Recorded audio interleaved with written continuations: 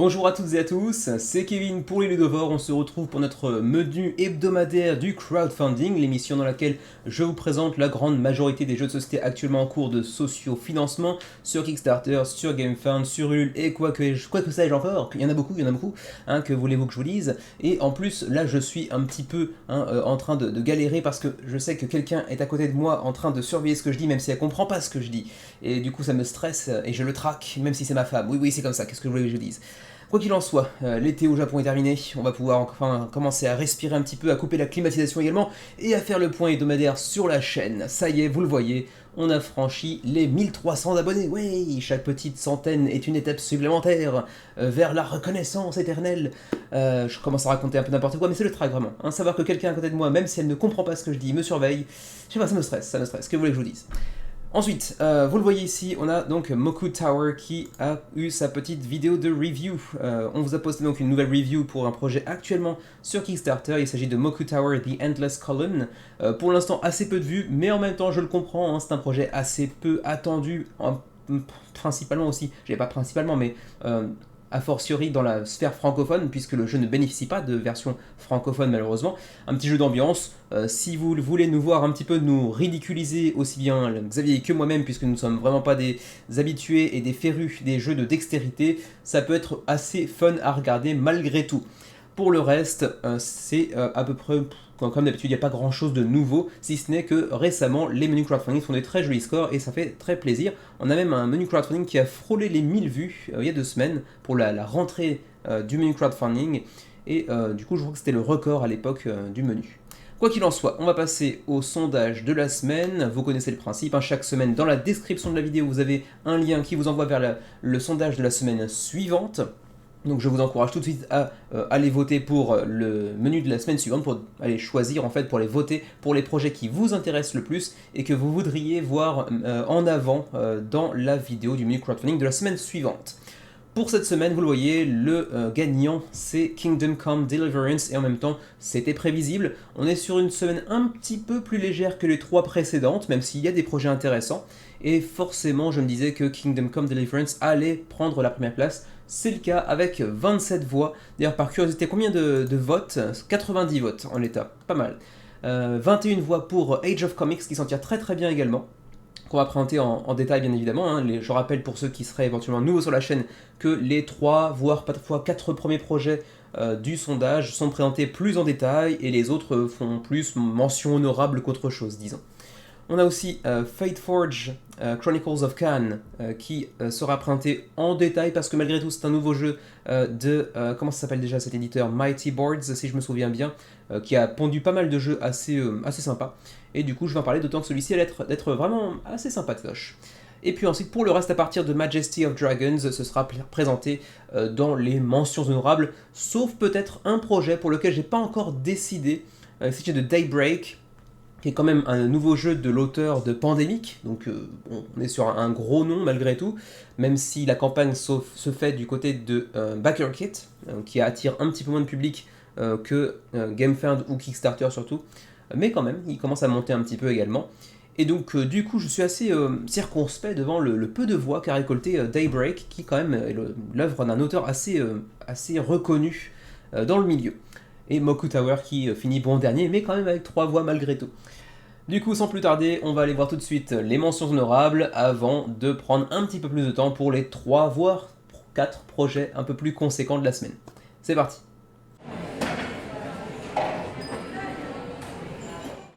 Bon, qu'est-ce que c'est que ce bordel?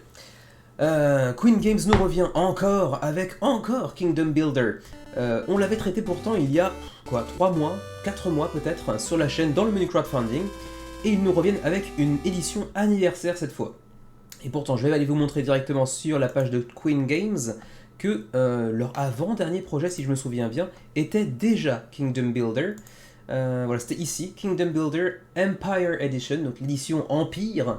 C'était quand? Allons voir ça ensemble. C'était il y a quelques mois à peine, hein, vraiment, je m'en souviens comme si c'était hier. C'était en mai dernier. Donc il y avait une édition Empire en mai dernier, et là on est donc en fin septembre, et ils nous pondent l'édition anniversaire pour le 10e anniversaire du jeu. Et vous voyez, ils se sont pas vraiment fait chier, disons, hein, pour dire les choses honnêtement, ils reprennent plus ou moins la même campagne, hein. Si on compare un petit peu rapidement, vous allez voir que c'est quand même plus ou moins la même chose. Bon, c'est vraiment le même jeu, mais avec une édition cette fois-ci anniversaire. Du coup, j'ai pas envie de me casser la tête plus que ça, hein, ça va être très rapide. Kingdom Builder vous propose d'aller construire votre royaume comme son nom l'indique, même s'il n'est pas traduit ici en français. Pour l'instant, vous le voyez, je pense que les backers se disent mais du coup, ça va bien de proposer deux fois le même projet en l'espace de 3 mois en changeant un tout petit peu le nom de Empire Edition à Anniversary Edition, mais au final, ça reste le même jeu. Et du coup, 300 contributeurs à peine en fin de première campagne, fin de première semaine de campagne, et il reste environ une semaine avant la fin de celle-ci. Ça devrait pas dépasser les 600, 700, et en même temps, on comprend parce que pourquoi faire quasiment deux fois la campagne, enfin la même campagne, quasiment identique. C'est assez bizarre comme choix. Est-ce que c'est considéré comme étant l'un de leurs projets phares, l'un des projets qui leur ramène de l'argent et du coup il faut en faire une campagne assez fréquemment pour pouvoir commencer à financer les projets suivants, voire même les projets antécédents, ça peut arriver aussi. Bon, je comprends assez mal la logique derrière tout ça. Quoi qu'il en soit, vous aurez la version francophone disponible en PDF, en téléchargement, mais pas en version physique, sauf pour ce qui est des cartes qui, elles, apparemment seront imprimées en français, mais la règle du jeu elle-même ne sera pas imprimée en français. Donc assez bizarre, j'aurais tendance à penser que la multiplicité des cartes coûterait plus cher en termes d'impression que le seul livret de règles, mais apparemment non. Le livret de règles en physique, non. Les cartes, oui. Ensuite, passons rapidement aux différents niveaux de pledge, hein, pour se rappeler un petit peu où on était au niveau de ce Kingdom Builder. Vous le voyez, c'est quand même assez cher, parce que même en Early Bird, c'est déjà 90$. Et si vous voulez donc l'édition anniversaire, donc ce sera 100$ pour le jeu, qui est au-delà de ça pas terriblement joli en termes de direction artistique. Plus les frais de port de 14$ pour l'Union Européenne. Voilà pour Kingdom Builder bis et repetita. Je ne comprends pas la logique, vous m'expliquerez si vous comprenez mieux, j'ai eu la flemme de chercher plus en avant. Plus intéressant cette fois, c'est notre projet Cocorico de la semaine, il s'agit de Black Hole, donc le nouveau, non pas nouveau d'ailleurs, le jeu de Alone Editions, donc le jeu de Youssef Fari, qui revient cette fois-ci pour une version physique sur Kickstarter, après avoir fait une première campagne en version PNP disons. Pour l'instant, 550 contributeurs se sont massés sur le projet, massés, trou noir, blague, pas drôle. 11 jours avant la fin de la campagne, près de 32 000€ d'engrangés. Pour rappel, Black Hole en version PNP avait quand même attiré 1000 contributeurs à l'époque. Mais c'était du PNP, du coup 1000 contributeurs sur du PNP, c'était toujours un très très bon résultat. Et du coup, cette fois-ci, nous revient avec une version physique. Voilà, ça présente quand même un peu mieux. Ça évite d'avoir à s'emmerder un petit peu de tout imprimer, de tout éventuellement sliver, etc. De trouver des dés, du matos supplémentaire pour aller compléter le jeu. Non, cette fois, c'est en version physique. Vous n'aurez pas à vous emmerder à tout imprimer. C'est pour rappel un jeu solo, comme toujours, enfin presque, il y a une exception dans le catalogue de Alone Editions, c'est un jeu solo pour 30 à 60 minutes, pour 12 ans et plus, avec un aspect narratif, avec beaucoup de scénarios, je crois qu'il y en a pour plus de 50 heures de jeu au total. Vous aurez 30 à 50 parties, c'est ça, avec chacune des parties ayant des objectifs bien spécifiques à accomplir pour pouvoir procéder à la résolution du scénario en cours et passer au suivant. Et vous avez aussi un objectif de jeu global, un objectif de campagne globale, qui est évidemment éminemment plus important que les autres. Et il faudra pouvoir répondre au questionnaire de fin de jeu qui vous sera dévoilé à la fin de la campagne pour compléter l'aventure. Plus de 50 heures de jeu au final, ouais. Ensuite, bien évidemment, je le rappelle, c'est un projet français, donc évidemment disponible en version francophone, c'est même exclusivement en version francophone pour cette campagne. Ensuite, vous avez aussi l'opportunité de prendre Colossus, le jeu de la dernière campagne de Alone Editions, dont j'avais fait une review et une expli partie lors de la campagne, donc pour ceux qui l'auraient manqué, vous pouvez mettre la main dessus. Il en reste une quantité limitée, donc si vous êtes intéressé et que vous aviez manqué de la précédente campagne, il va falloir y aller assez rapidement. Pour ce qui est des expéditions, comme toujours avec Youssef, on est sur des tout petits prix en termes d'expédition, et ça c'est quand même très agréable parce qu'on a pris l'habitude de voir des frais de port vraiment très conséquents. Et là c'est pas le cas, en tout cas c'est pas le cas si vous êtes en France, puisqu'on est à 8€ de frais de port, un peu plus conséquent pour nos amis belges ou suisses qui sont à 15€. Et après, pour nos amis canadiens, il faut faire des pledges groupés pour avoir des pledges groupés à 10€, mais si c'est pas le cas, a priori, ce serait plutôt dans la zone des 31€, auquel cas ça pique un petit peu. Voilà donc pour Black Hole avec enfin une version physique. Est-ce que j'irai le baquer? J'ai baqué jusqu'à présent tous les jeux de Alone Editions sauf Black Hole parce que vraiment moi et les PNP, les Print and Play, on n'est pas spécialement très copains. Maintenant qu'il y a une version physique, pourquoi pas, mais vous savez aussi si vous suivez la chaîne depuis suffisamment longtemps que l'aspect espace intersidéral c'est pas une thématique qui m'attire outre mesure, donc je sais pas, on verra bien. Pour l'instant, 550 contributeurs, 11 jours avant la fin de la campagne, et j'ai oublié de mentionner le prix du jeu en physique, donc ce sera 48 euros. Voilà pour Black Hole. On continue avec Dungeon Universalis New Challenges, une extension et une réimpression pour Dungeon Universalis qui est l'un des dungeon crawlers les plus réputés de ces dernières années. Il a vraiment reçu des louanges dans tous les sens. Il est disponible en espagnol, mais pas en français malheureusement, espagnol et anglais bien sûr. Donc si vous êtes hispanophone ou anglophone, ça passe. Si vous ne l'êtes pas, ça risque d'être un petit peu compliqué. Mais pour l'instant, la campagne se porte très bien. Après 3-4 jours de campagne, on est à près de 2000 contributeurs, 13 jours avant la fin de la campagne, et près de 200 000 euros d'engrangés. Très bon résultat pour un jeu qui, je le rappelle, est quand même noté à 8.9 sur BGG, ce qui est énorme. Après, il faudra aller vérifier éventuellement le nombre de votants, parce que bon, ça peut être un petit peu biaisé, et effectivement on sait qu'il y a aussi une sorte de biais de confirmation, une sorte de biais cognitif pour les jeux qui sortent d'abord via Kickstarter, puisque les backers ont plutôt tendance à, comment dire, surévaluer souvent les jeux qu'ils ont backés, et donc on se retrouve souvent avec des notes assez conséquentes. Mais quoi qu'il en soit, Dungeon Universalis a l'air d'être vraiment, si vous êtes amateur de Dungeon Crawler, un must. Ça se joue en solo,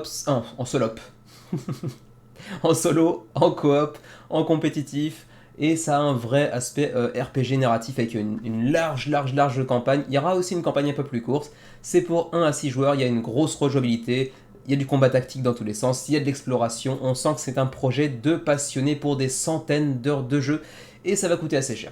Vous le voyez ici, vous avez la boîte de base, donc, qui n'est pas l'objet de cette campagne, mais de la campagne précédente, donc ça c'est le jeu de base. 85 euros. Déjà, ça coûte assez cher. La campagne qui est en cours actuellement sur Kickstarter, elle est pour cette extension que vous voyez ici, New Challenges, qui coûtera 65 euros. Donc si vous avez déjà la boîte du jeu de base, prenez uniquement ça, ça suffira. Voire même la version un petit peu deluxifiée avec le set de tuiles et le set de standees, le tout pour 95 euros. Et puis si vous voulez tout, par contre, ça va coûter un bras et aussi un gros orteil. 343 euros, ça coûte assez cher, mais ça s'accompagnera également de quelques figurines pour les différents héros que vous pourrez incarner. Donc pour l'instant, je l'ai dit, près de 2000 contributeurs à l'emporte-pièce. Par contre, attention, je l'ai dit, c'est un jeu qui va être incroyablement long si on s'y lance. Vous en avez pour des centaines d'heures de jeu. On n'est même plus sur un jeu, on est sur un mode de vie. On se réunit le week-end exclusivement pour jouer à ça, plus ou moins jusqu'à l'âge de la retraite.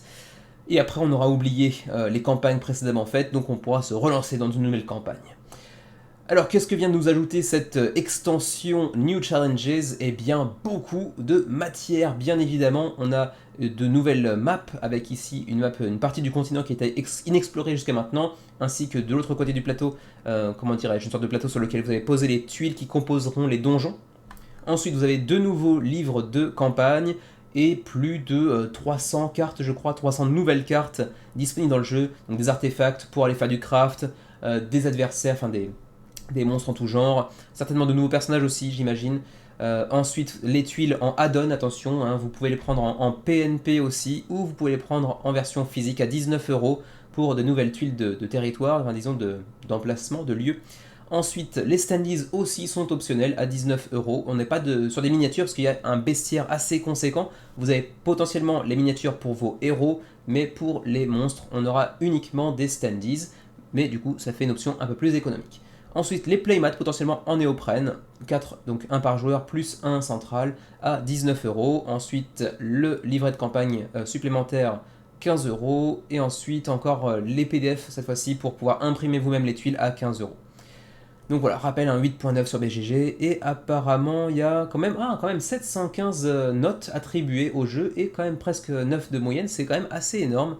Donc vraiment, un jeu qui apparemment, si on est amateur de Dungeon Crawler, doit être véritablement un must.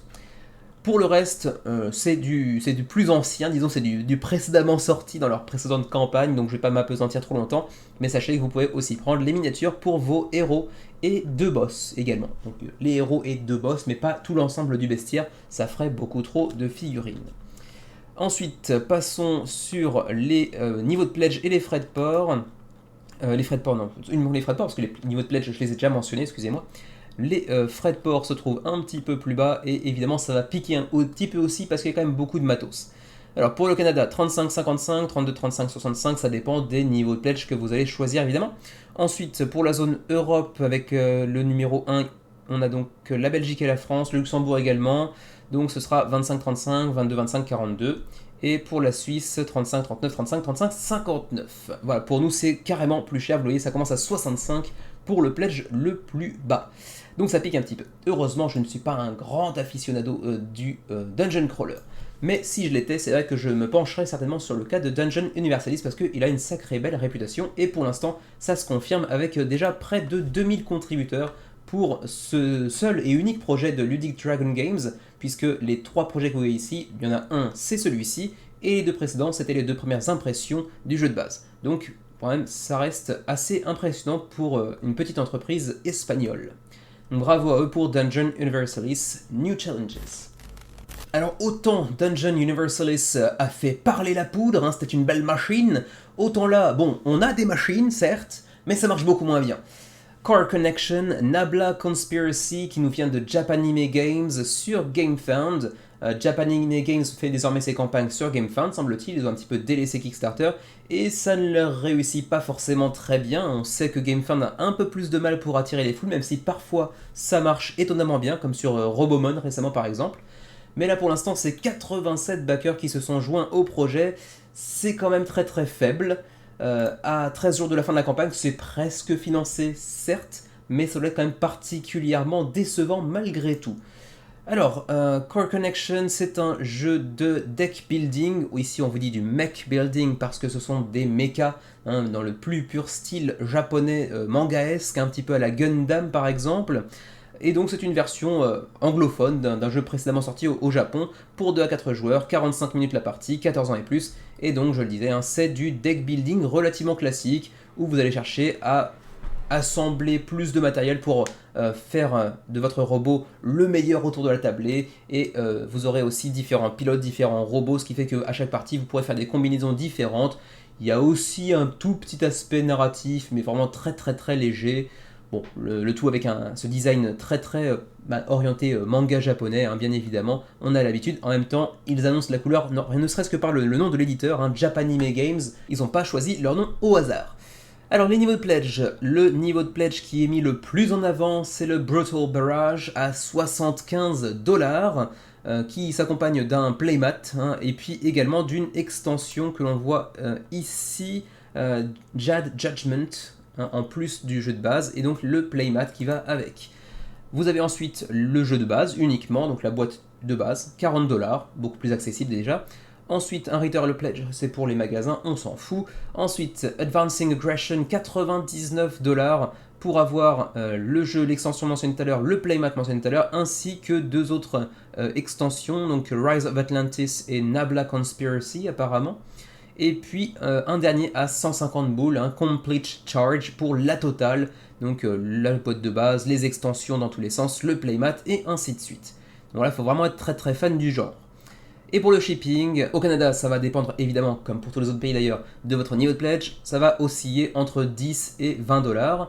Et puis pour ce qui est de l'Europe, entre 15 et 25$. Pour le reste du monde, y compris nous au Japon, malgré que ce soit un jeu japonais à l'origine, 20 à 35$ de frais de port. Et ma foi, c'est à peu près tout pour Core Connection. Sachez juste que la TVA sera aussi ajoutée à la fin de la campagne, enfin même après la campagne, dans le Pledge Manager, donc ça fera ça de plus à payer, à débourser en fin de campagne.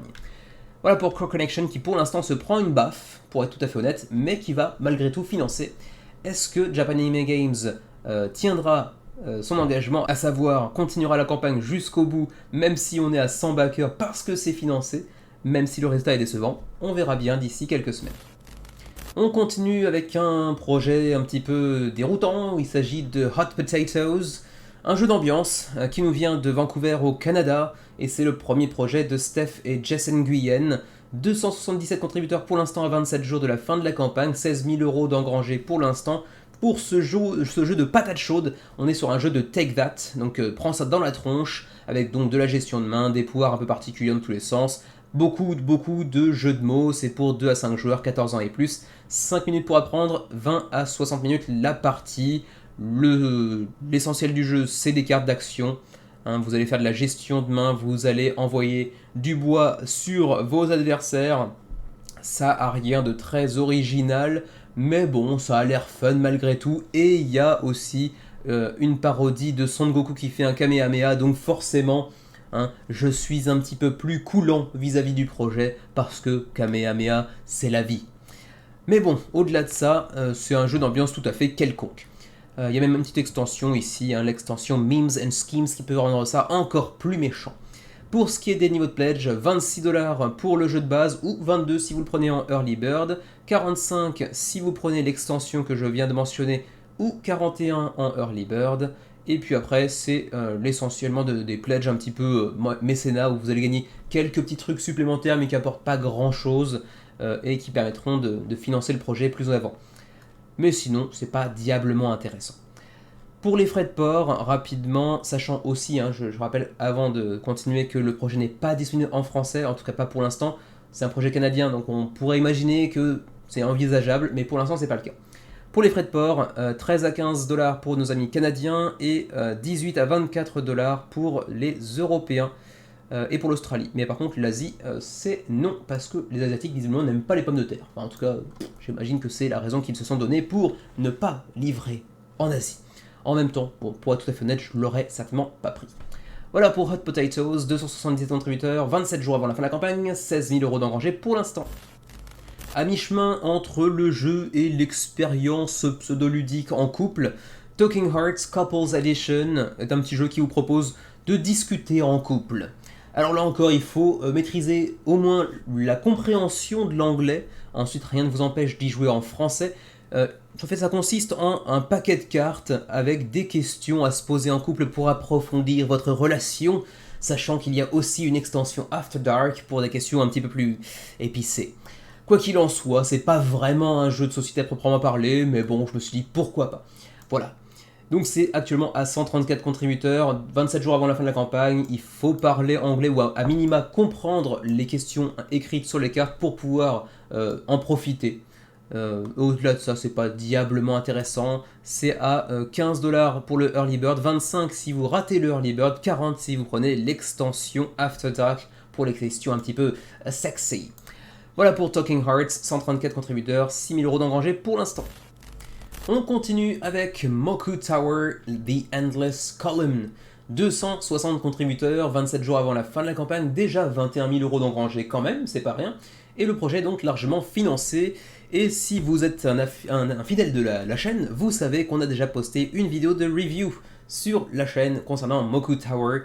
On n'est pas du tout adepte des jeux d'adresse, de dextérité, mais vous le voyez, c'est un projet qui vient de Kyoto, même si ce n'est pas un japonais, mais un hongkongais qui est derrière. Mais on se disait, bon, c'est quand même un projet qui vient du Japon, c'est produit à Kyoto en tout cas, et donc bon, autant filer un petit coup de main malgré tout à un compagnon étranger, lui aussi vivant au Japon. Donc voilà, Moku Tower, c'est un petit jeu d'adresse dans lequel vous allez faire des tours avec des pièces de bois en fonction de certaines missions qui vous proposent des prérequis à respecter, et puis également des petites cartes challenge qui viennent vous rapporter potentiellement encore plus de points, mais au-delà de ça, c'est un jeu de dextérité. Donc d'entrée de jeu, c'est clivant, vous savez tout de suite si c'est pour vous ou pas. Pour nous, c'est clairement un non, et pourtant il est encore derrière quelque part, derrière Flamme Rouge. C'est un petit jeu pour 7 ans et plus, comme souvent les jeux de dextérité, c'est relativement accessible à un jeune âge, même si c'est compliqué d'être dextre à 7 ans, mais c'est tout aussi compliqué de l'être à 35 ans visiblement. 2 à 6 joueurs, mais comme vous l'aurez peut-être vu dans notre review, nous, déjà qu'on n'est pas fan de ce genre de jeu-là, on aurait tendance à dire 2 joueurs, maximum 3, parce que si vous jouez à plus de 3 en fait, il y aura toujours en permanence, par exemple si vous jouez à 6, 3 joueurs qui feront rien. Alors certes, les tours sont très rapides, donc du coup il n'y a pas vraiment de temps d'attente, et c'est fun de voir les autres galérer à faire une tour, ou à voir quelqu'un essayer de détruire la tour des autres. mais quand même, je serais plutôt enclin à vous dire 2, 3, 4 joueurs et c'est tout. 20 à 30 minutes la partie. Mais encore une fois, c'est un jeu qui vous permet de house ruler, comme on dit en anglais, donc de faire vos propres règles, parce que normalement il faut atteindre 20 points, mais rien ne vous empêche de dire allez, on fait une partie jusqu'à 10 points et après c'est marre. Bon, ou alors on fait 2-3 missions et c'est marre. Voilà, c'est tout à fait possible aussi. Pour le reste, le matos c'est vraiment très sympa, on a des belles pièces de bois avec des poids différents de différentes teintes de couleurs qui auront aussi un petit peu leur importance, même si on a émis certaines remarques, certaines réserves vis-à-vis des couleurs justement, puisque vous avez des cartes qui vous demandent d'utiliser certaines pièces de certaines couleurs, sauf que par exemple entre le marron brun du sapel, comment s'appelle ce bois d'ailleurs, sapel, bref, entre le brun de cette couleur ici et le brun orangé du rosewood ici, c'est pas très évident à discerner. Mais bon, c'est un autre problème. Quoi qu'il en soit, le jeu coûte assez cher, il faut être honnête, parce que c'est des belles pièces de bois, on a sur du très beau matos, ça c'est vrai. Les composants sont vraiment assez bien foutus. Et du coup, ça fait monter la note assez rapidement. Le jeu de base est à 64$ et il sera à 37% plus cher en magasin apparemment, donc ça va faire un jeu assez chéro. Ensuite, vous pouvez aussi coupler ça avec leur précédent jeu qui s'appelait déjà Moku Tower, mais celui-ci, donc Moku Tower The Endless Columns, donc c'est une sorte de stand-alone extension, puisque vous pouvez jouer les jeux ensemble. Hein, vous pouvez mélanger les deux pour avoir un jeu un peu plus conséquent. Le tout pour 125$ si vous prenez les deux. Et après, tout le reste, c'est des mini pledges groupés pour sauver. Je parle anglais. Pour économiser un petit peu sur les frais de port et aussi un petit peu sur le prix du jeu lui-même. Ensuite, pour ce qui est de la langue française, vous le voyez, on est assez loin. Ils ont des stretch goals qui sont réalisables et d'autres qui le sont beaucoup moins. Là, par exemple, 220 000$ pour espérer avoir le jeu traduit en français, alors que c'est extrêmement simple à traduire comme jeu. Mais bon, 220 000$ malgré tout. Ensuite, on a aussi notre vidéo ici, voilà, les ludovores. On a notre petite citation, hein, un jeu qui va vous laisser des souvenirs de fou rire entre amis ou en famille. Et c'est vrai, c'est un jeu qui peut provoquer des grosses crises de fou rire, qui va laisser des souvenirs. Est-ce que pour autant on en est fan? Non, mais comme toujours, il faut prendre les citations sur Kickstarter avec des pincettes parce qu'ils prennent toujours, bien sûr, les phrases les plus positives du contenu. C'est tout à fait logique et on ne peut pas les accuser de le faire non plus parce que c'est censé être de la promotion. Donc voilà, il faut le comprendre. Si vous regardez la vidéo en entier, vous verrez qu'on n'est pas non plus très versé dans ce genre de jeu et qu'on a aussi des reproches à lui faire, mais ça reste un jeu de dextérité, d'ambiance qui va provoquer des crises de fou rire. Voilà. Alors, du coup, la vidéo est ici. Si vous voulez la voir, vous pouvez cliquer ici. Pour l'instant, elle a assez peu de vues, mais bon, je ne vous en veux pas. C'est un jeu qui intéressera pas forcément grand monde. On sait que les jeux dextérité d'adresse sont pas forcément les plus populaires sur Kickstarter. C'est pas forcément le lieu où on en vendra des masses. Les frais de port, disais-je. Les frais de port sont ici. Pour le Canada, 22$. Pour l'Europe, 21$ pour la zone 2. Avec aucun pays francophone. Du coup, pour les pays francophones, c'est plutôt ici que ça se passe, avec la France, la Belgique, le Luxembourg et même la Suisse à 19$, donc c'est pas trop pété à ce niveau-là. Pour le Japon, 16$, alors que c'est un jeu qui émane du Japon lui-même. Un petit peu dommage. Mais bon, que voulez-vous. Et puis ma foi, c'est à peu près tout pour Moku Tower The Endless Column, un petit jeu d'adresse qui s'adresse pas forcément à tout le monde. Ah, les batailles de Bombao de notre jeunesse. Jeunesse qui date certes de pas si longtemps, hein. C'était il y a longtemps. Ça commence à faire longtemps. Fortify, a classic water balloon battle, donc un jeu de bombao, de bataille de bombao, avec un petit aspect fortification également, puisque les créateurs, en fait, quand ils étaient jeunes, faisaient des forts en carton, et une fois qu'ils avaient créé leur fort en carton, eh bien, ils faisaient des batailles de bombao, et quand ils étaient touchés, ils étaient éliminés. Et forcément, le carton n'aimant pas beaucoup la flotte, eh bien, les fortifications disparaissaient, se désagrégeaient au fur et à mesure de la partie. Et c'est un petit peu cette expérience que Fortify vous propose de reproduire. Pour l'instant, ça a séduit 200 contributeurs pour ce projet de Barrel Age Games, qui avait déjà proposé Moonshine Empire, si je me souviens bien.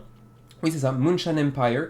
Aucun rapport, hein, clairement, On était sur un jeu beaucoup plus euro, avec une thématique beaucoup plus mature également, qui avait attiré 2300 contributeurs, et là ils se sont dit on va faire un jeu un peu fun, un peu plus familial, et ça donne Fortify. Donc voilà, pour le reste, c'est un jeu dans lequel vous allez donc construire votre base au fur et à mesure de la partie, en ajoutant de nouvelles cartes pour faire des jonctions de chemins de différentes couleurs, et puis ensuite c'est la bataille, on va se lancer des bombes à eau sur la tronche, et il faudra aussi faire avec l'espèce de vilain voisin, le jerk, donc le petit con du quartier, qui va participer sans vraiment participer, donc qui va foutre un petit peu le chaos là-dedans. Et puis il y aura aussi des jets de dés, pour par exemple ici, avec ce résultat, tiens, le jet jaune ici, va toucher la partie jaune de votre fortification, qui, une fois trempée, va disparaître et sera donc inutilisable, laissant du coup à la merci vos personnages qui ne pourront plus se dissimuler derrière par exemple. Pour ce qui est d'Imo Pledge, on a ici un pledge de base à 29$, donc c'est un jeu vraiment abordable, mais en même temps vous le voyez, les matos c'est pas non plus complètement fou, c'est essentiellement des cartes et quelques dés. Ensuite on a un niveau de pledge deluxe à 39$, qui vient vous amener un pledge un petit peu deluxifié, quelques ajouts de matériel comme ici des petits meeples par exemple, et puis également des petits tokens de splash qui sont également en bois. Mais au-delà de ça, ça n'a rien de très particulier.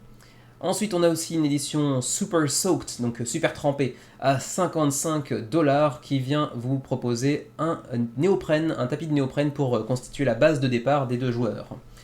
Ensuite, pour ce qui est des frais de port, rapidement, parce que c'est pas un projet extrêmement intéressant non plus selon moi, hein, mais c'est purement aussi subjectif bien évidemment. Les frais de port, c'est donc 23$ pour l'Europe, et 35 pour nous au Japon, ça pique un petit peu par contre, et c'est le même prix pour le Canada que pour l'Europe d'ailleurs, 23. Sachez également qu'apparemment, si j'ai bien compris, mais je suis peut-être allé un peu vite en besogne, peut-être que vous pouvez aller ajouter Moonshine Empires en add-on. Ouais, add-on, a copy of Moonshine Empires, c'est ça. Donc vous pourrez, si vous vous intéressez à ce premier jeu, qui depuis est un petit peu difficile à trouver, bien évidemment, vous pouvez le prendre en add-on via le Pledge Manager. Et ma foi, c'est à peu près tout pour Fortify, un petit jeu familial assez marrant, un petit peu stratégique malgré tout, mais finalement que je préférerais vivre dans la réalité un jour avec mon fils par exemple, ou même avec mon neveu si j'ai pas envie de patienter, parce que j'ai bien envie de le foutre des bombes dans la tronche. Voilà pour Fortify. Avez-vous déjà joué à Cookie Run Kingdom, l'application sur smartphone ou sur tablette d'ailleurs? Moi non, je ne le connaissais pas, mais apparemment maintenant ils ont un board game, ils ont un jeu de plateau qui sort sur Kickstarter. C'est un projet qui nous vient de Corée, de Gameblow, qui est à l'origine donc le créateur du jeu de vidéo, du jeu pour smartphone, et ça marche pas si bien que ça pour l'instant. 520 contributeurs pour un jeu qui a quand même 200 millions de téléchargements sur smartphone ou tablette. C'est pas si énorme que ça, mais bon, c'est financé avec 37 000 € d'engrangés pour l'instant, à 27 jours de la fin de la campagne. Il y a des petits meeples tout mignons. Au-delà de ça, c'est un jeu relativement familial pour, ici on vous dit 14 ans et plus, mais en réalité c'est beaucoup plus accessible que ça. C'est parfois pour éviter certaines batteries de tests complémentaires en termes de composants, parce que certains composants peuvent être ingérés par des enfants, etc. Ça peut être un peu dangereux, du coup on met 14 ans et plus, mais en réalité c'est un jeu très accessible, très familial, pour 2 à 4 joueurs, pour des parties de 30 minutes environ, dans lequel vous allez créer votre royaume de cookies, avec des petits meeples tout mignons, et il faudra aussi défendre votre royaume contre certaines forces du mal, bien évidemment. Un petit peu comme dans l'application j'imagine, mais n'y ayant jamais joué, je ne pourrais pas vous en dire grand chose.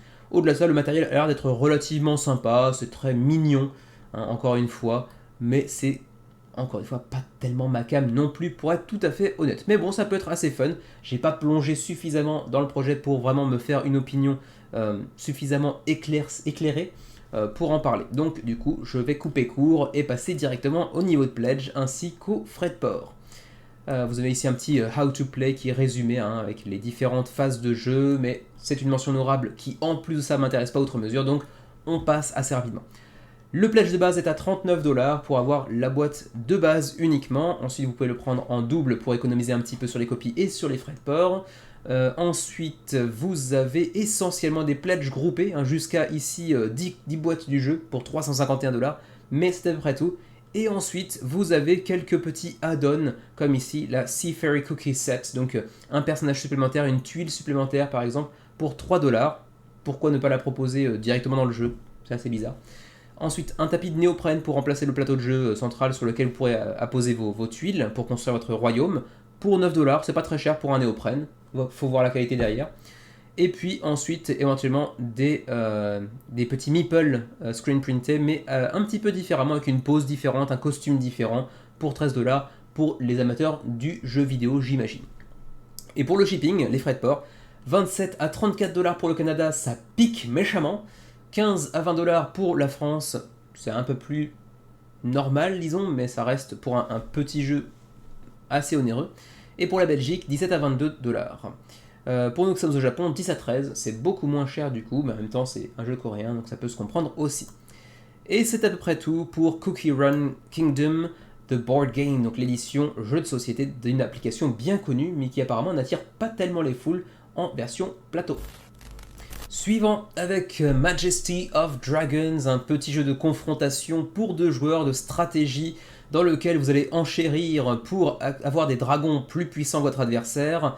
Vous allez aussi vous foutre sur la tronche l'un l'autre avec vos dragons et puis vous pourrez les rendre plus puissants ou bénéficier de certains avantages, de certaines, comment dirais-je, compétences particulières avec des cartes supplémentaires, et puis vous aurez 5 manières différentes d'aller remporter la victoire. Mais je reviens un petit peu en haut de campagne pour vous dire que, attention, le jeu déjà n'est pas disponible en version francophone, même si, vous l'avez vu, il y a très peu de texte, sur les dragons aucun, sur les maîtres dragons un petit peu, sur les cartes un petit peu particulières aussi, mais c'est vraiment très léger.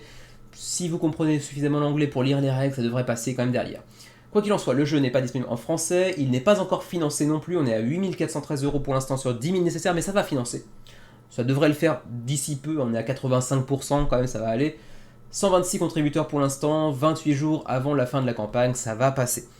Donc je le disais, c'est un jeu pour 2 joueurs uniquement, pour 12 ans et plus, pour des parties relativement courtes, entre une demi-heure et 40 minutes environ, avec une complexité modérée, avec dans la boîte, j'ai eu du mal à sortir ce B de boîte, il voulait pas sortir. 40 cartes de format tarot pour les dragons que vous pourrez recruter. Ensuite, 24 cartes format poker pour les Dragon Lord, donc les maîtres dragons, les dresseurs de dragons si l'on veut, qui vous permettront de bénéficier de certains bonus, de certaines, comment dirais-je, compétences particulières pour faciliter l'acquisition de certains dragons par exemple, ou renforcer le pouvoir de certains dragons. Ensuite, 30 cartes format poker pour leurs cartes Progress qui permettront de bénéficier de certains power-up, donc de certaines compétences complémentaires ou de certains, comment dirais-je, bonus qui vous permettront d'aller recruter pour moins cher ou qui rendront plus puissants certains dragons, etc. Et puis ensuite, 30 cartes format poker de quêtes également. Vous aurez certaines quêtes à accomplir pour aller gagner des points de victoire qui seront présentés ici par les Tribute Tokens, sachant que ça fait partie d'une des 5 conditions de victoire. Les 5 conditions de victoire sont d'ailleurs ici. Vous aurez la domination. Pour cela, il vous faudra avoir 5 tokens de Dragon Rage, donc de rage de dragon. Également, vous pourrez aussi éventuellement remporter l'option Majestic pour aller chercher 20 points de magnificence qui sont incarnés par les points de dragon que vous voyez ici. 3 pour l'or, 2 pour l'argent et 1 pour le bronze, si je me souviens bien. Ensuite, troisième condition de victoire, Nemesis. Contrôler 5 dragons Nemesis, ce sont ceux avec la lettre N sur la carte, mais ici, il n'y en a aucun parmi ceux qui sont présentés. Ensuite, y en a-t-il ici d'ailleurs éventuellement? J'en vois pas derrière, non. Du coup, autre condition de victoire, Lord of the Tribute. Il faut avoir 25 tokens de dragon, je crois apparemment. C'est un petit peu petit. Et puis, Sudden Death, si un deck en vient à être totalement écoulé, et bien ça en est terminé aussi. Alors ensuite, ma foi, pour le reste, je vous l'ai dit, une phase de offering, comme ils appellent ça, donc c'est des offrandes. On va aller apposer une enchère sur certains dragons pour savoir qui va le choper et qui va l'ajouter à son équipe. Ensuite, vous avez une phase de combat où on va aller confronter notre équipe de dragons à l'équipe adverse, et on verra celui qui, avec le plus de pouvoir, l'emportera et pourra gagner des points qui seront représentés par les tokens que vous voyez ici. La Progress Phase qui vous permettra d'aller obtenir des cartes de bonus que j'ai mentionné tout à l'heure pour permettre de rajouter des pouvoirs à vos dragons ou permettre de les payer moins cher, etc. etc. Tiens, d'ailleurs, ici, vous avez les 5 types de victoires qui étaient présentés de manière un petit peu plus lisible. J'aurais dû passer par ici tout de suite. Quoi qu'il en soit, on continue directement pour aller voir un petit peu ce qu'il en est des prix de pledge. Sachez également que vous avez une miniature dans le jeu qui sert absolument à rien. C'est le Arch Dragon, hein, le dragon des dragons, on va dire, qui est une figurine en résine qui a d'être plutôt joliment réalisée. C'est le dragon le plus puissant du jeu, c'est Morumkar, mais il va servir absolument à rien dans le jeu, hein, c'est juste purement décoratif. Alors disais-je, les frais de port et d'abord les rewards également, les niveaux de pledge, on est sur un jeu relativement abordable, vous le voyez, hein, en même temps c'est un jeu de cartes essentiellement, la boîte me semble même presque trop grande pour ce que ça contient.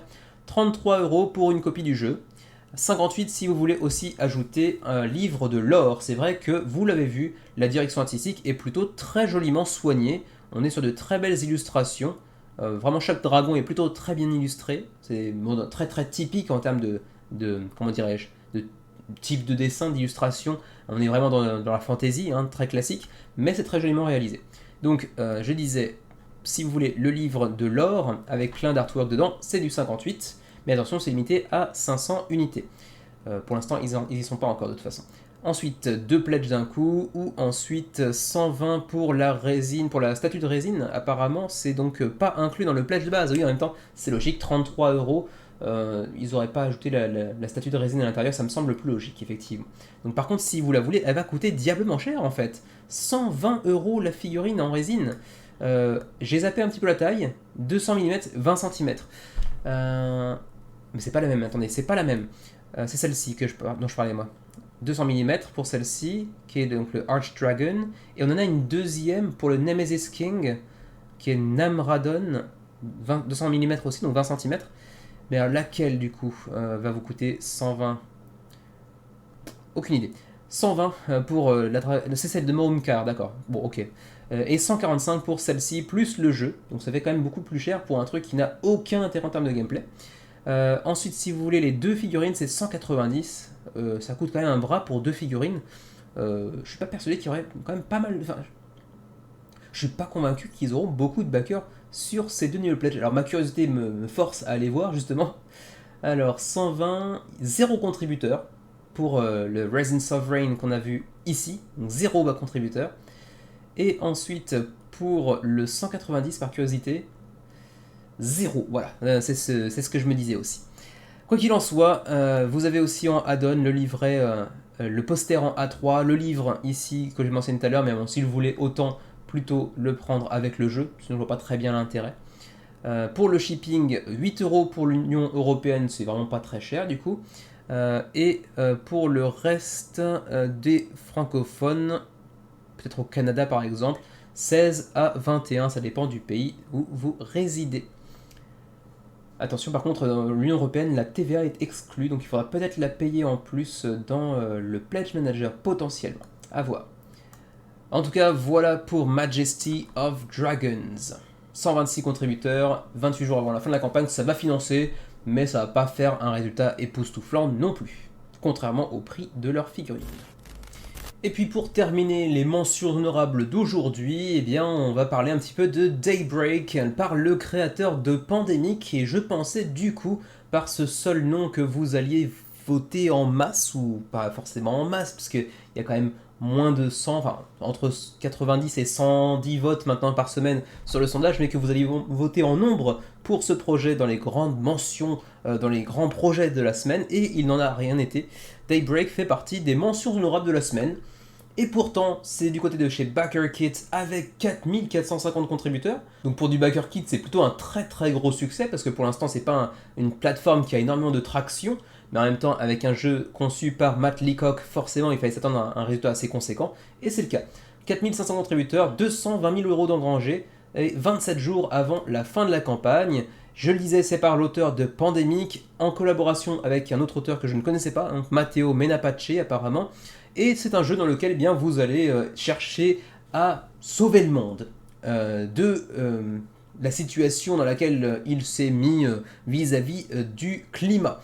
Et donc en fait, votre objectif sera en fait de construire un moteur, c'est un jeu de engine building, donc une construction de moteur, pas un moteur qui pollue pour le coup, un moteur de cartes d'effets qui va vous permettre d'endiguer le changement climatique. Et si jamais le thermomètre monte de 2 degrés, vous perdez la partie. Vous perdez aussi la partie s'il y a un certain nombre de communautés mises en danger par le changement climatique. Et donc il vous faudra faire en sorte de sauver l'humanité en essayant de revenir à un truc de 0 degré d'émission de carbone, quoi, en gros. En utilisant donc plein de cartes de projets et aussi plein de cartes de crise face auxquelles il faudra réagir en fonction de l'augmentation de la température qui provoquera donc des crises. Donc c'est un jeu qui vient mêler différents mécanismes, essentiellement donc une sorte de gestion, de création de moteurs, mais également de réaction face à certains événements qui viendront impacter la partie, peut-être aussi un tout petit peu de gestion de ressources là-dedans, mais quoi qu'il en soit, c'est un jeu pour 12 ans et plus, pour des parties d'entre 1 à 2 heures, pour 1 à 4 joueurs, donc jouable en solo, comme c'était déjà le cas pour Pandemic par exemple.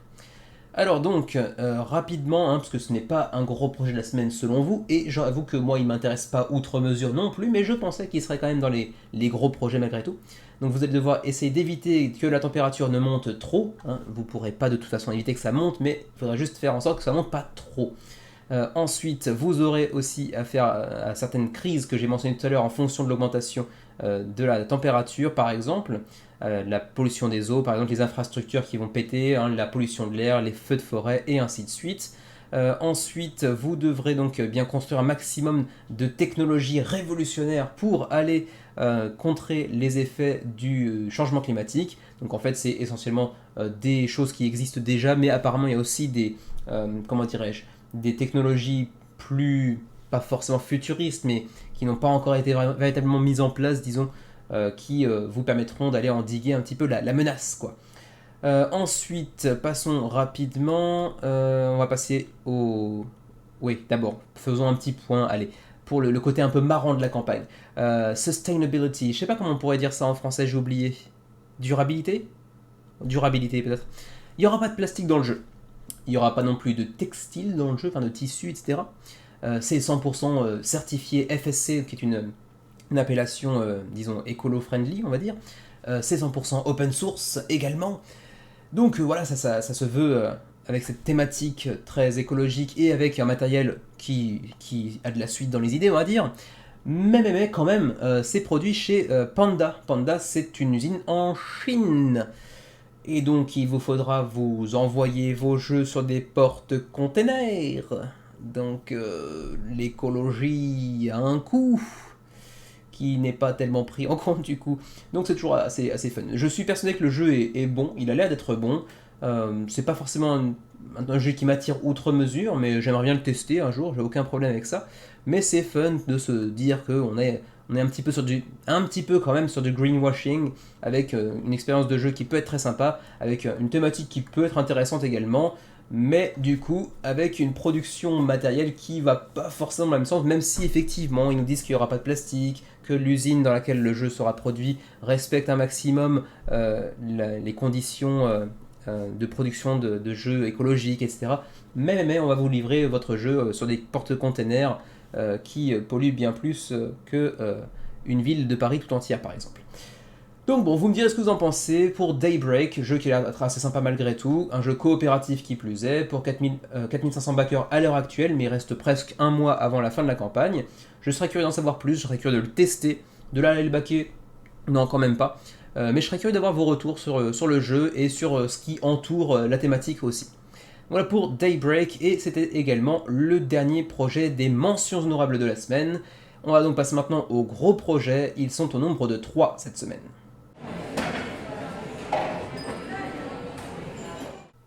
On se lance désormais dans les gros projets de la semaine, en commençant tout de suite par GameFound avec Kingdom Come Deliverance, la version jeu de plateau du jeu vidéo du même nom bien évidemment. Si vous n'êtes pas, comment dirais-je, un grand suiveur des actualités du jeu de vidéo, vous êtes peut-être passé à côté de Kingdom Come Deliverance, qui est sorti il y a 4, 5, 6 ans désormais je crois, qui se voulait être vraiment le RPG par définition dans l'univers médiéval, un univers médiéval réaliste cette fois-ci, et non plus comment dirais-je, fantaisiste avec des dragons et compagnie, mais juste purement de l'univers médiéval de l'Europe de l'Est, si je me souviens bien. Et donc ils nous font un portage désormais sur Optable, en fait, avec un jeu de plateau pour 1 à 4 joueurs, avec une appli pour gérer les interactions, etc. Mais c'est un jeu à scénario, en RPG, pour 1 à 4 joueurs, donc jouable en solo bien évidemment, avec de l'exploration, avec tout cet aspect historique, encore une fois préservé depuis le jeu vidéo, et puis également cet aspect d'aventure et d'interaction intensive avec plusieurs NPC, donc plusieurs personnages non joueurs à l'intérieur de l'univers de Kingdom Come Deliverance. Alors, rapidement, vous allez voir aussi que tout à l'heure je mentionnais, comment s'appelait-il déjà ce jeu, Dungeon Universalis, où je vais vous parler d'un jeu quasiment mode de vie. C'est un petit peu plus léger, mais ça s'en rapproche aussi avec Kingdom Come Deliverance, qui a une longue campagne également. Alors, aussi, ce que vous allez voir assez rapidement, au-delà des commentaires dithyrambiques par les nombreux commentateurs, les nombreux testeurs et créateurs de contenu YouTube et compagnie, c'est aussi que finalement le nombre de backers pour un jeu vidéo qui a quand même une assez grande communauté est pas si énorme que ça. Hein, je vais pas dire non plus que c'est évidemment un four, bien loin de là. On est quand même à 1750 backers pour Boardcubator, je crois que c'est son premier projet d'ailleurs, ce qui est quand même pas ridicule du tout. 280 000 €, c'est pas rien non plus. Le jeu est disponible en français, je le rappelle aussi, mais c'est pas aussi extraordinaire qu'on aurait pu le penser, et ça vient en partie, à mon avis, et je pense que c'est l'avis partagé par pas mal de gens qui pouvaient s'intéresser au projet mais qui n'ont pas encore fait le pas de le backer, c'est le prix en fait, hein, tout simplement c'est le prix qui est quand même assez chéro, hein, pour être tout à fait honnête. Vous le voyez ici, on a les pledges, hein, on en a que 2 apparemment. On a le pledge de base avec des standees, et puis le pledge un peu plus deluxifié avec des miniatures. Le premier coûtant 130 €, le second 180 €, même si on nous mentionne des prix en boutique à 165 et 265 €, ça reste quand même un prix assez conséquent. Pour le reste, vous avez ici un petit aperçu de ce que le jeu peut vous proposer en termes d'immersion, avec des branches, les embranchements de narration qui vont venir entrer en ligne de mire, bien évidemment, en ligne de compte, devrais-je plutôt dire d'ailleurs, avec donc chacun de vos choix qui vont avoir un impact sur la suite de votre aventure, une application qui vient vous aider et qui vient aussi, comment dirais-je, simplement enlever le facteur Game Master, maître de jeu, qui pourrait être nécessaire dans bien des RPG. Ici, c'est géré par une application, on aime ou on n'aime pas, c'est généralement pas trop mon truc, mais quand c'est bien fait, quand c'est pas trop intrusif, ça peut passer assez bien. Et aussi donc un jeu qui va, comment dirais-je, mémoriser, garder en mémoire absolument tous les choix que vous faites au cours de votre aventure, et qui va du coup s'adapter à vos choix pour vous proposer des conséquences diverses et variées. Ensuite, l'histoire est également complètement narrée par des acteurs, enfin des doubleurs devrais-je plutôt dire, même si ce n'est pas forcément quelque chose qui vous plaît à première vue, vous n'êtes pas obligé de l'utiliser bien évidemment, mais il y aura les enregistrements des doubleurs pour chacun des personnages d'ailleurs bénéficiant de sa propre voix. Ensuite, on aura aussi un sound design qui sera adapté à vos actions, et ça aussi c'est assez sympa. Donc on aura certains petits effets sonores qui viendront s'ajouter en fonction de vos actions. Donc ça c'est plutôt cool en termes d'immersion, mais encore une fois, ça dépend aussi grandement de l'application qui va avec. Et puis bon, on est vraiment sur un jeu bac à sable là encore qui vous laisse une énorme liberté de mouvement et d'action, comme c'était déjà le cas pour le jeu vidéo. Le pledge de base, vous le voyez ici, donc à 130 €, qui vient donc au-delà de la boîte de base, s'accompagner d'une boîte de stretch goals et également d'un livre sur The Role of Traitors. Donc je ne sais pas très bien à quoi ça correspond pour le coup, c'est arrivé je crois un peu plus tard dans la campagne et j'ai pas pris le temps de m'y intéresser. Ensuite, vous avez ici la World Box qui doit être, je crois, l'équivalent du Night Pledge ici, puisqu'on voit les miniatures. Les miniatures qui seront donc pas présentes pour tous les pledges, hein, parce que vous l'avez vu tout à l'heure, ici on est plutôt sur du standees. Là on aura donc quelques miniatures, notamment pour les personnages que vous pourrez incarner, comme Zahora, Jeanne, Jarmila, Detlef ou d'autres encore. Ensuite, les personnages auront chacun leur propre plateau individuel double épaisseur, avec également cette sorte de d'arbre circulaire sur lequel on va évoluer pour chacune de nos compétences. Vous pourrez progresser selon les cheminements qui vous semblent les plus appropriés dans votre groupe ou dans les situations face à laquelle vous vous retrouvez, selon les différentes compétences qui s'offrent à vous. Donc par exemple, vous pourrez prendre la décision de vous orienter plus vers un personnage comment dirais-je, furtif pour vous permettre de faufiler plus discrètement. Vous aurez ensuite un paquet de dés pour aller gérer bien sûr certaines interactions, certains combats, etc. Vous avez ensuite un paquet de tuiles de territoire, de lieux que vous pourrez donc explorer selon votre bon vouloir, avec certains tokens qui vont venir s'ajouter dessus et que vous serez à même d'aller explorer ou non, selon votre bon désir bien évidemment. Il y aura ceci dit une trame scénaristique qui vous encouragera plus ou moins à aller justement explorer tel ou tel token. Vous voyez ici les tokens d'exploration, les tokens de passage, les tokens de examine, donc examiner certains points d'intérêt disons, les jetons de force, de parole, de perception et d'agilité par exemple. Ensuite tout un tas de standees, donc pour la version de base en tout cas, qui sont plutôt dans l'univers de Kingdom Come Deliverance, donc relativement bien illustré, même si ça fait peut-être un petit peu vieillot selon mes goûts à moi. Après on est sur du standees cartonné, on n'est pas forcément très fan, ça dépend des gens, hein. Moi j'aime bien à la limite les standees quand ils sont plutôt en acrylique, mais par contre ça coûte un bras. Quand c'est en version cartonnée comme ça, bon, je suis un petit peu moins fan, mais ça fait le job et surtout, ça permet de ne pas faire monter la sauce trop haut en termes de frais, tout simplement, de tickets d'entrée à la campagne, si je puis dire. Ensuite, vous avez tout un tas d'armes et d'items en tout genre que vous pourrez aller utiliser ou parfois peut-être même crafter. Ensuite, vous avez tout un tas de dés, de cartes également pour les perks. Les perks qui seront vos spécificités que vous pourrez aller développer au fur et à mesure de votre aventure. Ensuite, l'application et puis aussi l'insert que vous apercevez ici, qui sera apparemment disponible dans le pledge de base, si j'ai bien compris. Ensuite, The Roll of Traitors, le livre que j'ai mentionné tout à l'heure, et en fait qui correspond à la campagne de la World Box. Donc c'est en gros tout le contenu de l'application, mais dans un livre pour ceux qui éventuellement ne voudraient pas utiliser l'application par exemple. Ce sera disponible d'ailleurs en version française, pas de souci à ce niveau-là, et vous pourrez aussi, si vous le souhaitez via l'application, bénéficier de la narration et des dialogues en version orale. Ensuite, on a aussi un scénario standalone qui peut se jouer par lui-même, qui coûtera 10 euros en boutique, mais qui est gratuit durant la campagne et qui s'intitule Escaping Pirchstein. Alors j'imagine que Pirchstein c'est la ville ou un lieu dit dans l'univers de Kingdom Come, mais ici du coup il s'agira de s'en échapper visiblement. Ensuite, continuons, on a aussi l'extension Medieval Armory Pack, donc les armes un peu médiévales qui viendront s'ajouter à celles déjà présentes dans le jeu. Et ensuite, on arrive donc au Night Pledge, ce qui veut dire que j'ai fait une petite erreur, il faut quand même le signaler, c'est que les 4 héros que vous pouvez utiliser dans le jeu seront visiblement déjà en miniature, que ce soit dans le pledge de base ou dans le pledge deluxe. Et j'imagine que tout ce qui est standees, c'est pour les autres personnages que l'on voit ici, qui seront donc, j'imagine, en miniature dans le pledge suivant. J'ai checké en début de semaine, mais entre-temps, j'ai oublié parce que j'ai une mémoire de poisson rouge. Donc 180 € pour le Night Pledge, qui cette fois-ci vient s'accompagner effectivement de 50 miniatures supplémentaires pour les différents personnages que vous pourrez rencontrer dans l'univers et qui ne sont pas des personnages jouables, mais qui sont des personnages qui viendront impacter votre partie au cours des différents scénarios dans lesquels vous évoluerez. Ensuite, continuons, bon, les stretch goals on passera dessus donc dans le suivi du menu crowdfunding bien évidemment. Ici on vous parle un petit peu brièvement de comment ça va se jouer avec l'application qui va vous aider à parcourir les différents lieux, à aller poser de nouvelles tuiles, poser telle tuile à tel moment, etc. Les dialogues seront opérés également par l'application si vous le souhaitez. Donc il s'agira d'aller explorer différentes tuiles avec différents tokens qui seront dessus, qui vous révéleront de nouvelles tuiles, de nouveaux embranchements, de nouvelles interactions potentielles, vos choix allant impacter l'ensemble de l'aventure par la suite, sachant que c'est assez marrant parce que finalement les dialogues vont se présenter un petit peu sous le format dialogue messenger, avec une personne qui parle à droite, une personne qui parle à gauche dans une couleur différente. C'est assez original, assez étrange, mais pourquoi pas.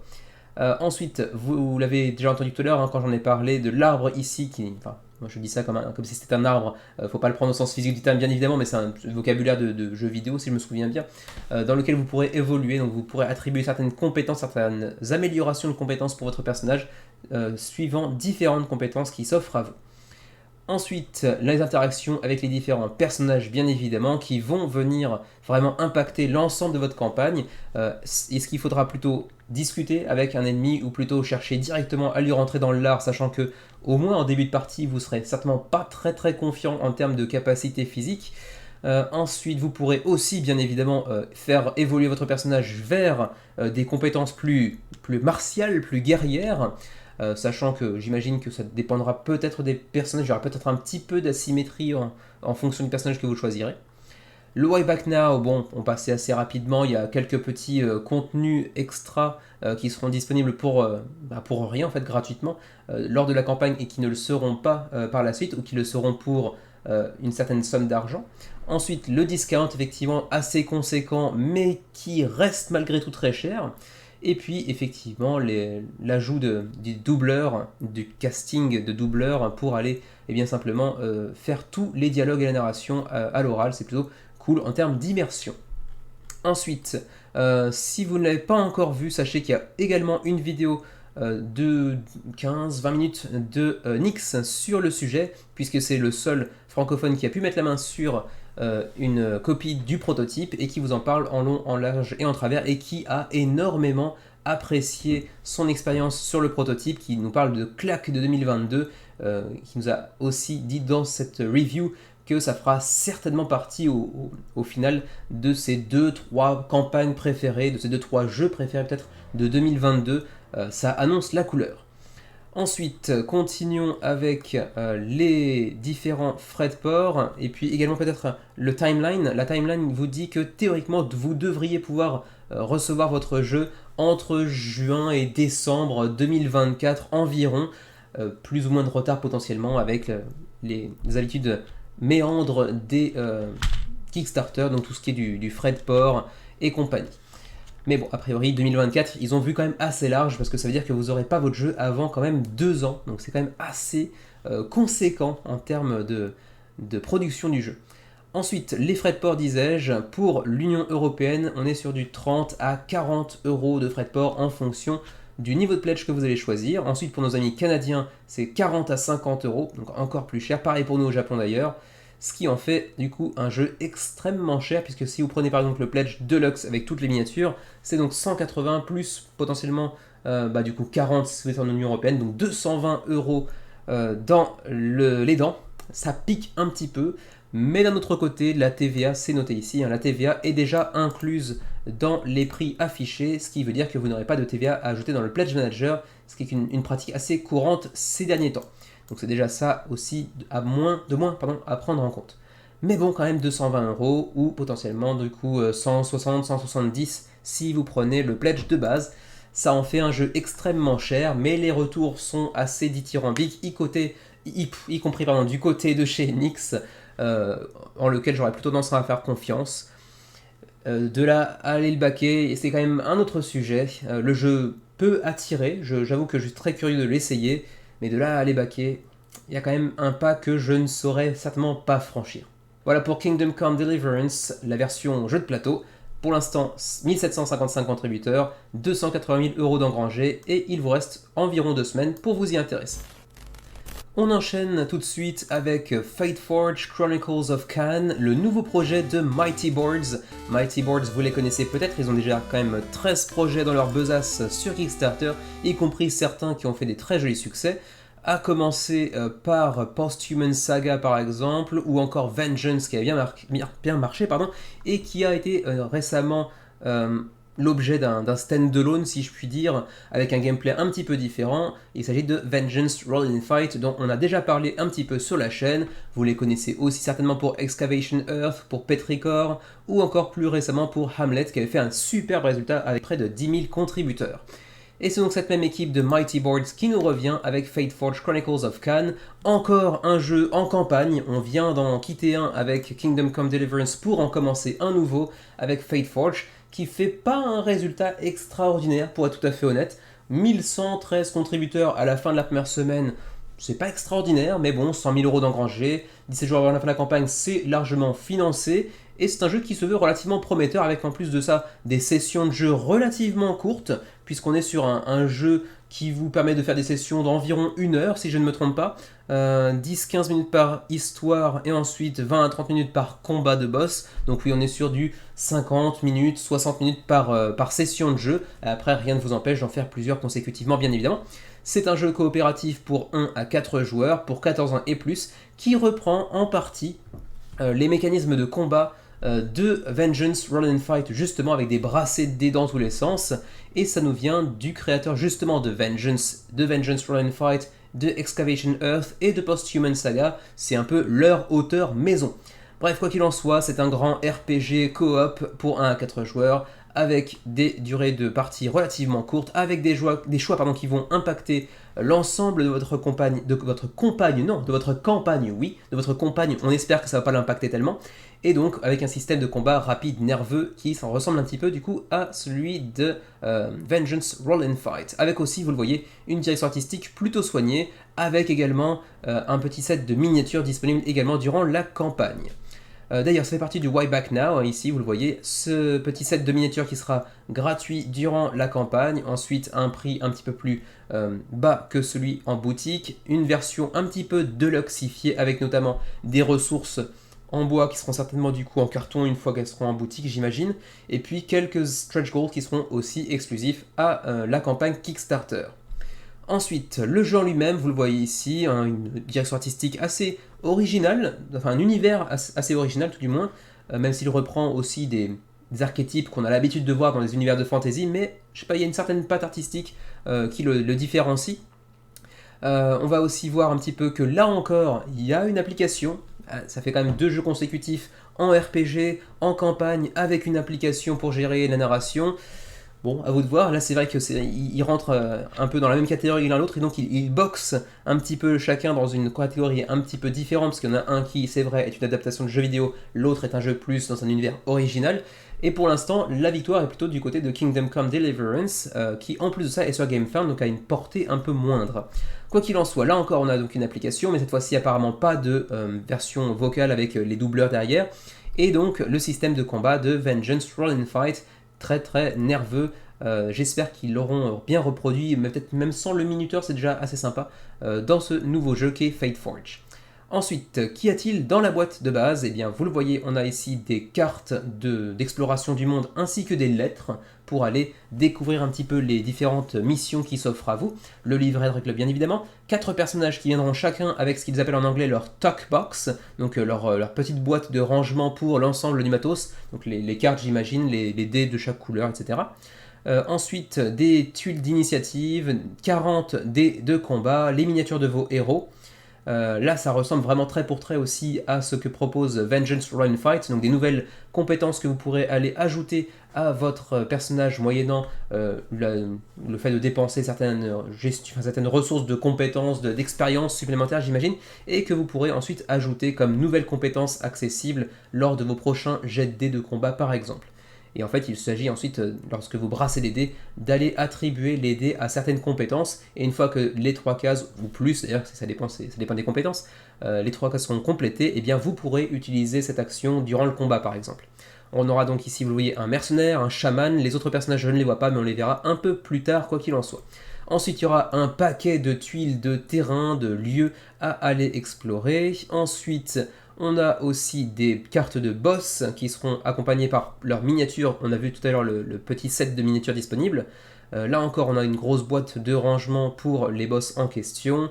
Les cartes d'ennemis, donc ceux-ci ne sont pas des boss mais des ennemis un peu plus faibles, disons, un peu moins puissants tout du moins. Et puis également tout un tas de cartes d'équipement, de pièges, d'armes qui viendront vous permettre d'enrichir votre personnage, le rendre un peu plus puissant ou au contraire certainement de lui imposer certains résultats de pièges un peu plus négatifs, un peu plus néfastes. Ensuite, on aura aussi des trays, donc des petits inserts pour aller ranger les différentes ressources du jeu. On voit notamment certains tokens, certains petits cubes en bois également, peut-être qu'ils seront l'objet de luxification, j'imagine en tout cas. Vous voyez ici un petit peu les tokens de disques d'ennemis notamment, donc, qui viendront popper sur la carte et qui seront représentés par justement ces petits disques. Ensuite, vous avez le petit set de miniatures des boss que j'ai mentionné tout à l'heure, avec ici le Fiend from Beyond, le Dragon Spawn, le Charger ou encore le Ulkani Mage, chacun avec une miniature plutôt détaillée, plutôt joliment réalisée, même si c'est pas non plus époustouflant. Ensuite, on a aussi une encyclopédie PDF du Fate Forge et de son univers, pour ceux qui s'intéressent un peu plus au lore, c'est sympatoche. On a aussi une extension intitulée Clash of the Immortals qui vient vous permettre de jouer un nouveau personnage féminin, The Enchantress, donc l'enchanteresse, avec ses propres armes potentielles, ses propres équipements, ses propres compétences, également de nouvelles tuiles de jeu et même un nouveau boss ainsi que de nouveaux ennemis. Donc en fait, c'est pas seulement un nouveau personnage, c'est vraiment un nouveau pan de narration qui n'existe pas dans la boîte de base.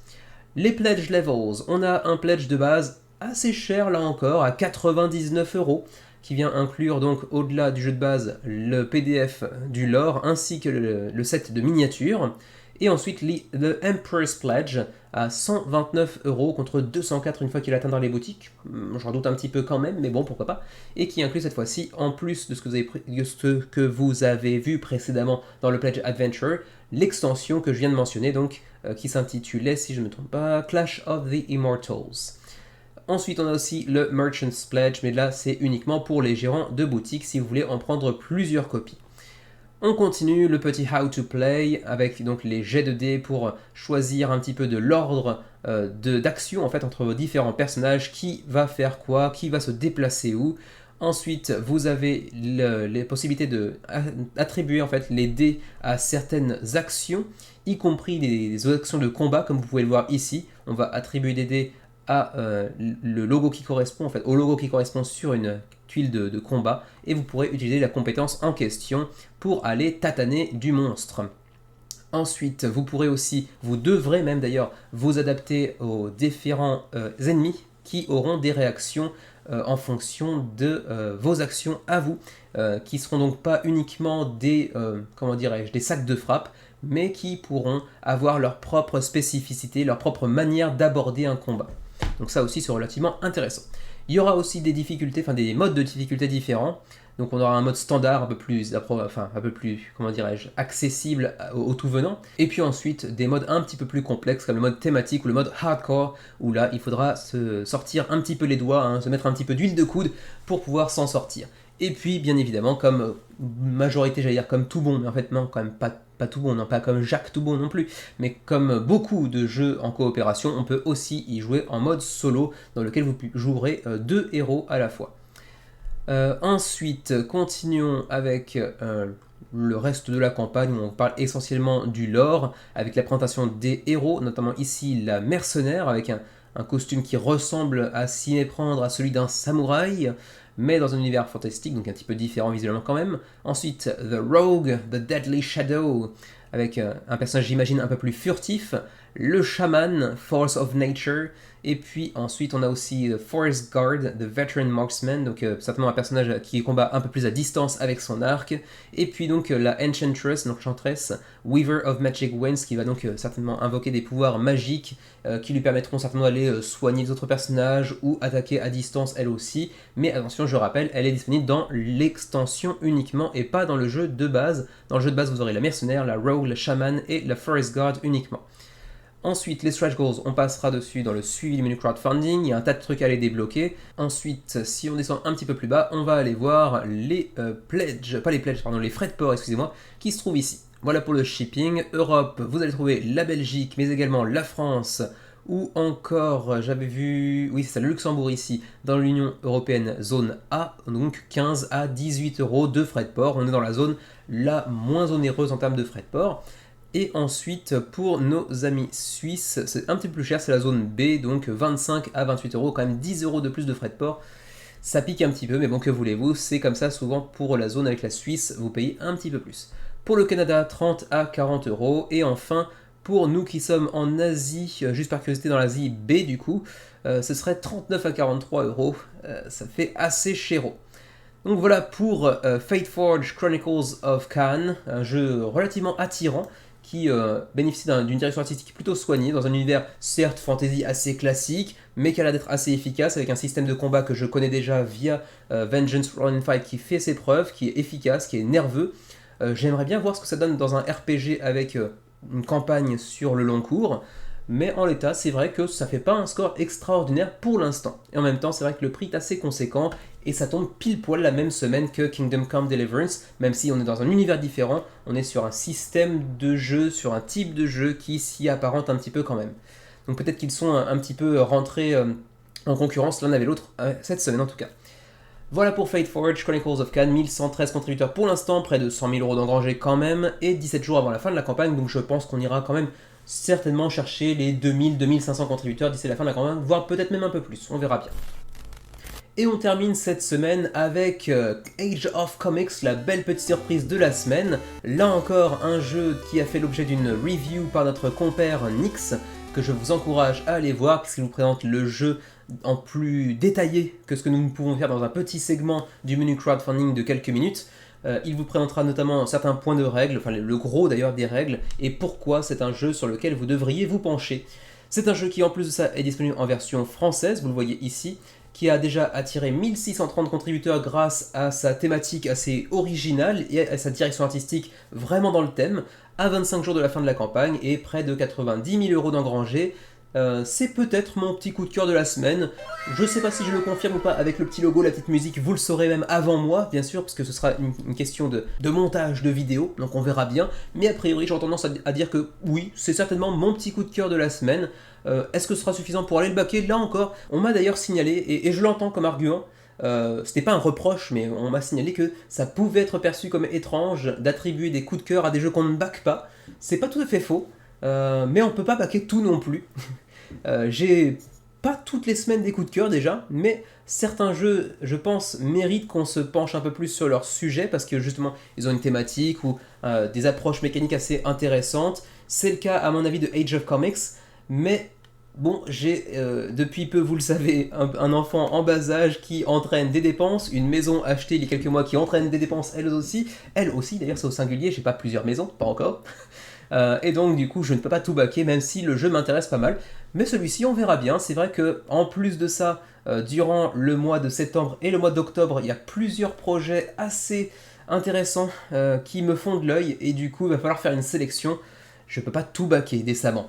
Donc, Age of Comics, c'est un jeu qui nous vient de Lirius Games, dont c'est le premier projet sur Kickstarter, et on peut donc dire que c'est une belle réussite pour l'éditeur romain, qui fait vraiment parler la poudre, 1630 contributeurs en 4-5 jours de campagne, c'est vraiment un très beau résultat, même si c'est vrai que la thématique parle certainement à pas mal de monde, y compris, je pense, dans la communauté américaine, d'ailleurs on va aller voir, États-Unis 744 contributeurs, ensuite l'Italie, mais c'est normal, c'est l'éditeur qui est italien, 98 backers français, donc si vous en êtes, n'hésitez pas à nous dire pourquoi, qu'est-ce qui vous a plu dans Age of Comics. Je pourrais potentiellement devenir le 100e contributeur, je ne sais pas encore, on verra bien. Quoi qu'il en soit, c'est un jeu qui vous place dans un New York des années, je sais pas, disons 20, 30, 50, j'ai oublié. C'est un peu honteux, mais je crois que c'est plutôt les années 50, à vrai dire, au vu du design, dans lequel vous allez chercher, en tant qu'éditeur de comics, à publier les meilleurs comics possibles, à développer votre maison d'édition. C'est un jeu pour 1 à 4 joueurs, pour 14 ans et plus, avec donc un vrai mode solo, je l'ai dit, 60 à 110 minutes la partie, et c'est un jeu avec une complexité, disons, moyenne, modérée. Ce n'est pas un jeu familial non plus, mais ce n'est pas un jeu expert. Mais on n'a pas forcément besoin d'avoir des jeux experts pour prendre du plaisir, bien évidemment, loin de là. Certains jeux sont hyper accessibles, mais offrent des choix cornéliens qui viennent du coup enrichir l'expérience de cette complexité qu'on ne trouve pas forcément dans les règles, et c'est pas forcément un reproche en soi. Quoi qu'il en soit, vous êtes donc un directeur de maison d'édition de comics et vous allez chercher à faire mieux en termes d'édition que vos adversaires, y compris en utilisant certains coups un petit peu bas comme du plagiat notamment, mais au-delà de ça, vous allez développer vos idées créatives, vous allez aussi collecter des royalties pour gagner plus d'argent et ensuite l'investir dans de nouveaux projets. Vous allez essayer aussi de vous répandre dans les différents kiosques de la ville pour proposer vos œuvres au plus de public possible, bien évidemment. Le tout dans cet univers un petit peu années 50, années un petit peu rétro du grand New York de l'après-guerre, je pense, si j'en crois la direction artistique.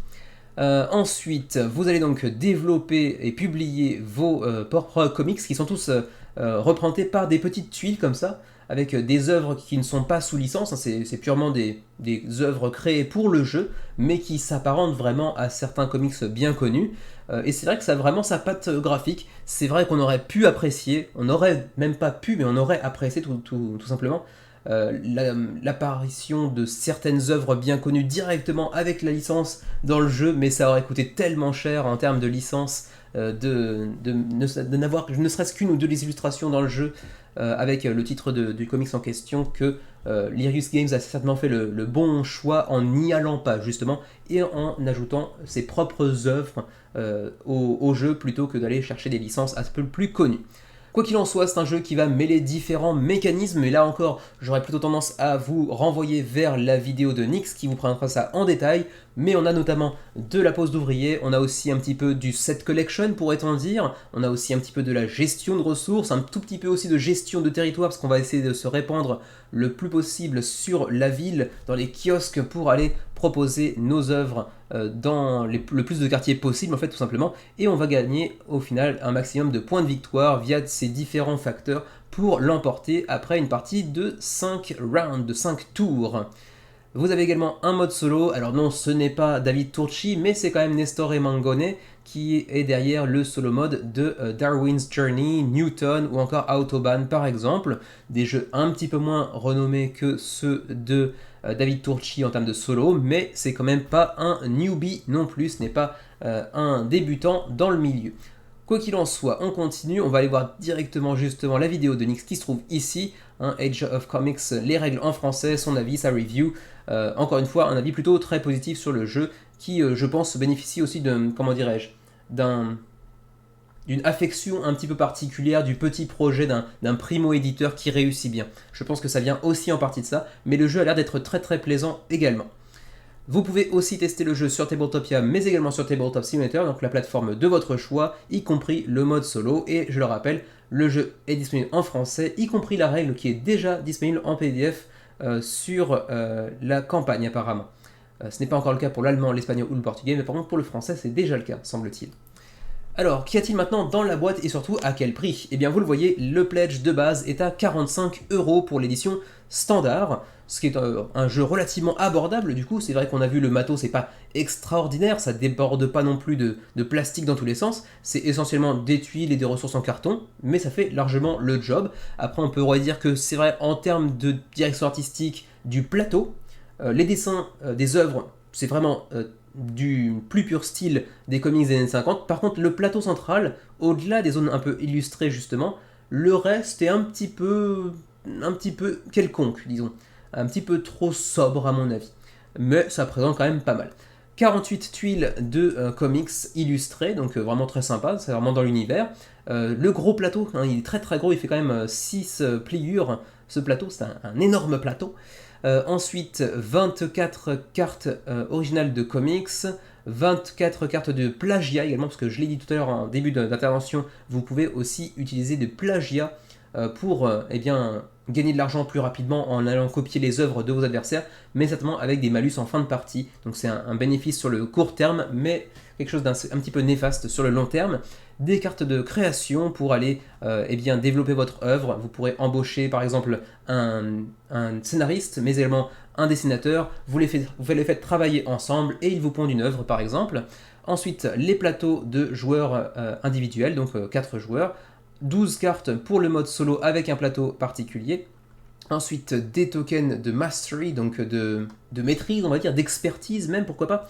Et puis donc les tokens d'idées que vous allez développer pour créer vos œuvres, en fait, tout simplement. Ensuite, tout un tas de petites tuiles supplémentaires pour différentes actions du jeu, mais bon, ça c'est assez classique. Et puis également des meeples d'éditeurs que vous pourrez aller déplacer sur le plateau, un peu façon pose d'ouvrier. Ensuite, vous avez l'édition Deluxe, l'édition Collector à 65 €, donc 20 € de plus, mais ça reste relativement abordable malgré tout. Quand on voit les prix ces derniers mois, même peut-être ces dernières années sur Kickstarter, on se dit que 65 € pour une édition Collector, ça reste relativement abordable. Et qu'est-ce que vient ajouter cette extension? Eh bien, elle vient nous ajouter 12 nouvelles cartes de comics, chacune conçue par un auteur différent, comme ici Francesco Biagini pour l'horreur, Riccardo Burchielli pour le western, Giuseppe Camuncoli pour les super-héros, Elena Casagrande pour la romance et Lisandro Esteren pour le crime, ainsi que finalement Gianluca Pagliarini pour le sci-fi, donc le science-fiction. La science-fiction, et puis aussi une extension War, avec la guerre qui vient entrer en ligne de compte durant la partie, Sous quelle forme, là pour l'instant je ne saurais pas vous le dire, mais ça reste un ajout qui vient ajouter de la profondeur de gameplay, de la rejouabilité aussi certainement, donc c'est toujours bon à prendre. Ensuite, également 12 cartes de création, cette fois-ci double couleur, double goût, un petit peu comme les Malabars de l'époque, qui vous permettront d'aller certainement du coup débloquer plus rapidement des œuvres grâce à ces cartes qui ont deux couleurs différentes, donc qui peuvent être utilisées dans différentes configurations. Et puis également la sleeve, donc le protège-boîte, qui est illustré par les différentes œuvres que vous pourrez trouver à l'intérieur du jeu. Bon, c'est vrai que c'est thématique, mais je trouve ça pas spécialement plus joli que la couverture du jeu lui-même. Donc bon. Et puis également, ça c'est beaucoup plus intéressant du coup, l'insert. L'insert pour le jeu, pour toutes les ressources qui s'y trouvent, c'est vraiment, plus le temps passe, plus c'est un must pour moi. Must est peut-être un petit peu exagéré, je peux faire sans, c'est vrai, mais un bon insert qui vous permet de ranger et d'installer votre jeu bien plus rapidement que quand c'est le bordel, c'est quand même vraiment un luxe et vraiment un grand confort. Récemment avec Xavier ainsi qu'avec d'autres amis d'ailleurs, on a pu faire en l'espace d'un mois 3-4 parties sur Iki, que vous voyez derrière moi, qui est un jeu qu'on apprécie pas mal, mais alors vraiment c'est le bordel dans la boîte, il vaudrait vraiment un insert pour pouvoir le sortir plus facilement, et je pense que je vais finir par investir sur un insert 3D pour le coup. Quoi qu'il en soit, continuons un petit peu, les stretch goals on verra ça dans le suivi du menu crowdfunding, la petite citation de Nyx, la version française pour la localisation, la version française toujours, hein, comme je l'ai dit tout à l'heure, et puis ensuite on va passer directement au shipping. Le shipping, les frais de port, donc pour le Canada, 20 à 25 € en fonction du pledge que vous allez choisir. Pour la zone Union Européenne, c'est évidemment moins cher puisque l'éditeur lui-même est en Italie, donc 15 à 17 € de frais de port. Et pour nous qui sommes en Asie et plus précisément au Japon, oui c'est la zone 2 ici, 25 à 30 € pour l'Asie. Bon, ça fait un petit peu cher, c'est vrai que du coup si on prend le Deluxe, ça fait quand même 95 € au total. Ça fait un petit peu cher pour un jeu de ce genre-là, donc j'aurais plutôt tendance à dire oui, je suis intéressé, mais peut-être que je vais plutôt attendre la sortie boutique au final. Peut-être un détour par la France, un de ces jours pour les vacances, et éventuellement je mettrai la main dessus, on verra bien. Mais c'est vrai que pour le Kickstarter, 95 € si je compte les frais de port plus l'édition Deluxe, ça fait quand même un petit peu cher pour moi. Mais de votre côté, 65 plus 17, ça fait 82.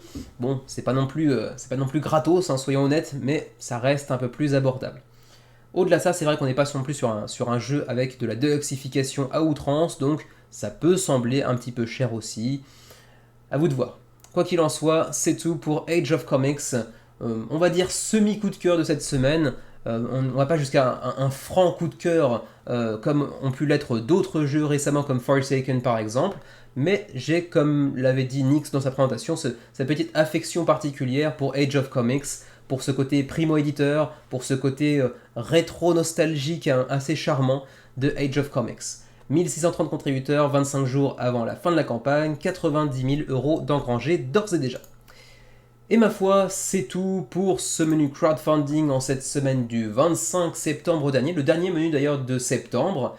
Et d'ici peu, vous devriez avoir une ou deux autres vidéos à venir sur la chaîne, ne serait-ce que pour le fameux jeu mystère que j'ai un petit peu teasé lors de la phase post-générique de la dernière vidéo du menu crowdfunding. Quelques-uns ont émis des hypothèses plausibles, on verra. Mais quoi qu'il en soit, dans quelques jours, vous aurez certainement une vidéo d'un jeu qui va sortir en français également d'ici quelques temps en version boutique, qui a connu un énorme succès sur Kickstarter il y a un an et demi. Et donc on vous en proposera une expli partie, et puis certainement dans 2 semaines, le temps de faire plus de parties pour avoir une opinion un peu plus nourrie, un peu plus enrichie, une review également dans la foulée. Et puis du coup, en attendant ces prochaines vidéos, je vous souhaite bien évidemment de passer une bonne fin de week-end. C'est un petit peu bien sûr le spleen de la fin du week-end, du dimanche soir, alors qu'on sait que le lendemain on va retourner au boulot. Mais bon, soyez courageux, un prochain week-end arrivera bientôt. D'ici là, portez-vous bien, jouez bien, et à la prochaine.